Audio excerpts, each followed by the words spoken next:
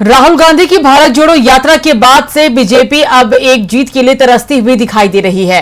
चुनाव दर चुनाव उसे हार ही मिल रही है। हिमाचल प्रदेश और कर्नाटक की सत्ता उसके हाथ से फिसल चुकी है और अब बीजेपी को एक और चुनावी करारी हार मिली है। तो क्या है खबर, देखिए ये रिपोर्ट। करगिल में हुए लद्दाख ऑटोनोमस हिल डेवलपमेंट काउंसिल चुनावों में कांग्रेस को बड़ी जीत मिली है। कांग्रेस सांसद एक महीने पहले ही लद्दाख और करगिल के दौरे पर पहुंचे थे। कांग्रेस ने राहुल गांधी की यात्रा को भारत जोड़ो यात्रा का हिस्सा बताया और इसका असर अब दिखाई दे रहा है।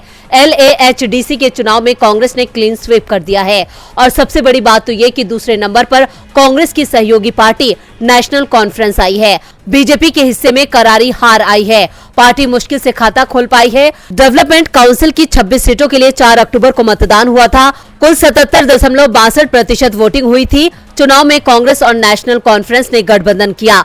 अभी तक 23 सीटों के परिणाम सामने आ चुके हैं, जिसमें से 16 सीटों पर कांग्रेस और 5 सीटों पर नेशनल कॉन्फ्रेंस को जीत मिली है। बीजेपी और निर्दलीय को एक-एक सीट पर जीत मिली है।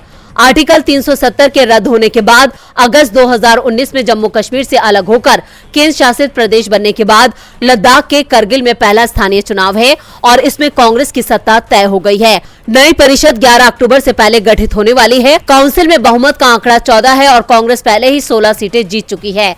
गठबंधन के साथ ये संख्या 21 हो गई है, जबकि अभी भी 3 सीटों के परिणाम आने बाकी हैं और रुझानों में तीनों ही सीटों पर कांग्रेस NC गठबंधन आगे चल रहा है। लद्दाख की जीत को भारत जोड़ो यात्रा और विपक्ष की मजबूती का संकेत बताते हुए कांग्रेस महासचिव जयराम रमेश ने कहा, बेशक राष्ट्रीय मीडिया बीजेपी की हार को जगह नहीं देगा, लेकिन जो परिणाम सामने आए हैं उससे साफ है कि चुनाव में बीजेपी का सफाया हो गया है। दरअसल बीजेपी के लिए यह बड़ी हार इसलिए मानी जा रही है क्योंकि लद्दाख को केंद्र शासित प्रदेश बनाए जाने के बाद ये चुनाव उसका लिटमस टेस्ट माना जा रहा था और इसमें बीजेपी को करारी हार मिली है।